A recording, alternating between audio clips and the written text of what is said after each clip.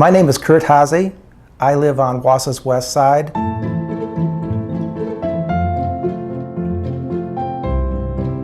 I'm responsible for bringing the idea of a question for the voters on medicinal marijuana on the November 6th ballot.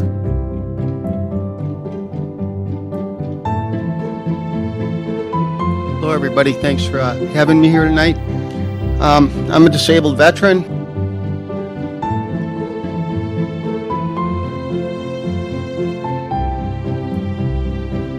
The American Legion, the Disabled American Veterans, the military, the Purple Hearts, the AMVETS. I can go on and on and on. They support this. And I just met Mark Pendergast just a few minutes before we went in and actually did our presentation, and I appreciate very much he is a veteran coming in and speaking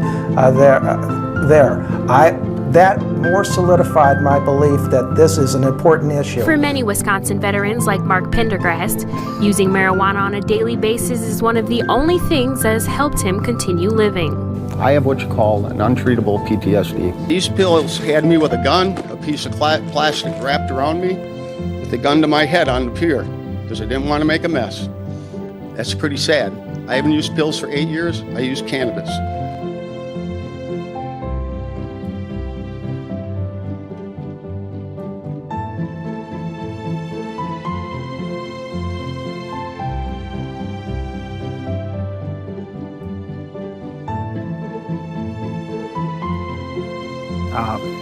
One of the things we want to do in a democratic system is strive to seek and consider citizen input, not stifle it. And this is a great opportunity to see what public opinion is. And wherever it goes, I don't know. No one can predict.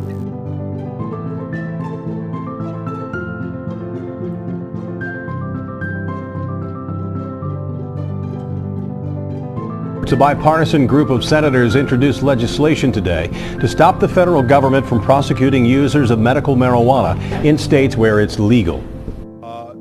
It's an unusual coalition, a trio of senators, both Republican and Democrat, standing alongside advocates of marijuana use, backing legislation to partially legalize medical marijuana on the federal level. And we can thank an unlikely pair of senators for it, Colorado Republican Cory Gardner and Massachusetts Democrat Elizabeth Warren together introduced a bill that would allow states to regulate marijuana without federal interference.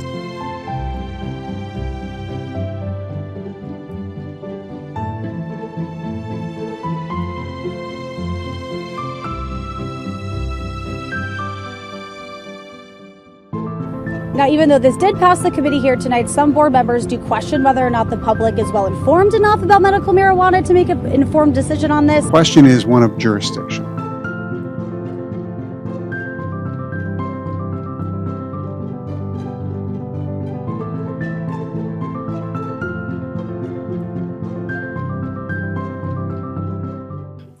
My opinion on medical marijuana is not important right now, and frankly, neither is yours as the members of the board. Just as I, as a citizen, do not make laws, you don't either, at least not in this case. You are the individuals tasked with deciding to legalize it or not.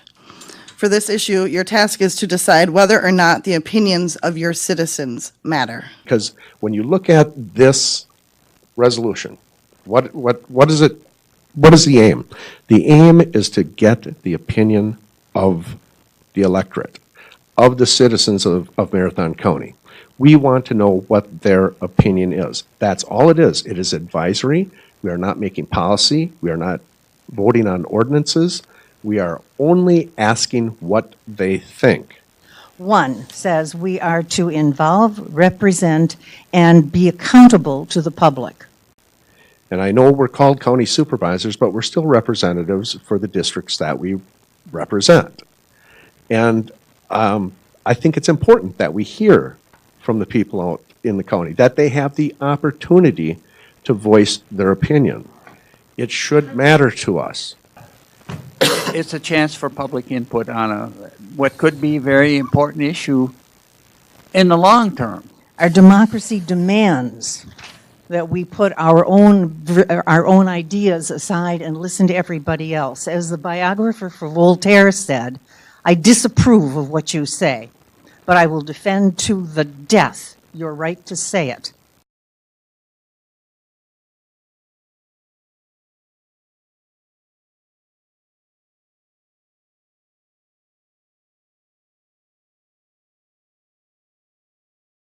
The question becomes, should we go to the residents of Marathon County on an issue that we have absolutely no statutory authority over?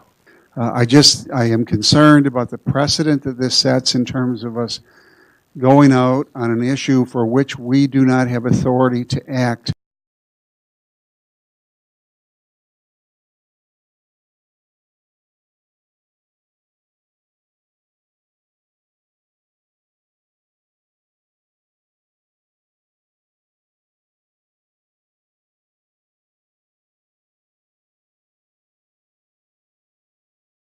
At the executive committee meeting, an argument was voiced that was it worth supporting this referendum because the county board, in hearing the referendum results, could not act on those results since the matter goes back to the state. I would point out to you that on June 22nd of 2010, this body voted by voice vote and then show of hands to approve Resolution 40-10, which was a resolution asking that there be a county-wide referendum to segregate transportation funds and keep them segregated from the larger state budget.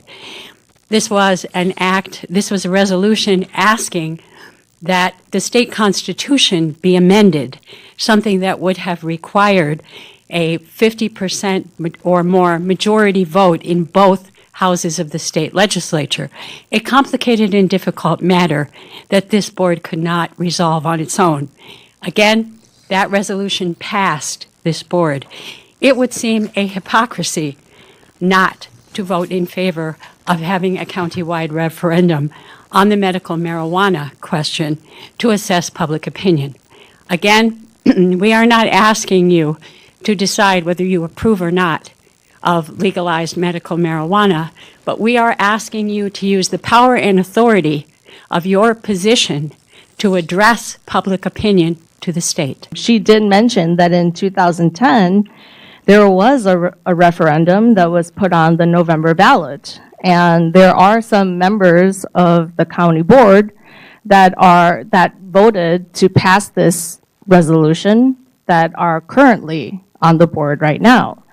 And I just want to read that one of the lines on this resolution is, whereas the citizens of Marathon County deserve the right to have their voices heard. And even during discussion, let the voters have a say in the November election.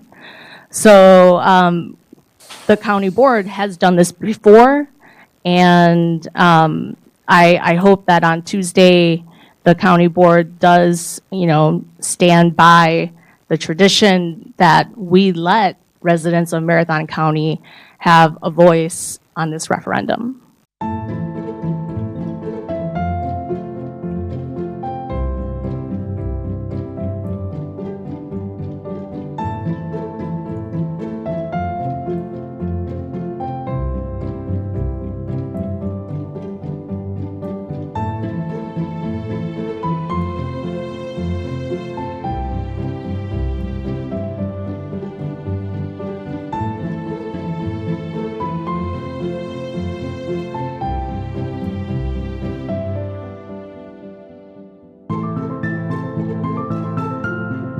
And the county absolutely has the authority to put this on the ballot. This is an open-ended, non-binding advisory question that everyone in this county can have an input on. And who wouldn't, as a representative, want to have input from the people in this county to find out how they feel about this?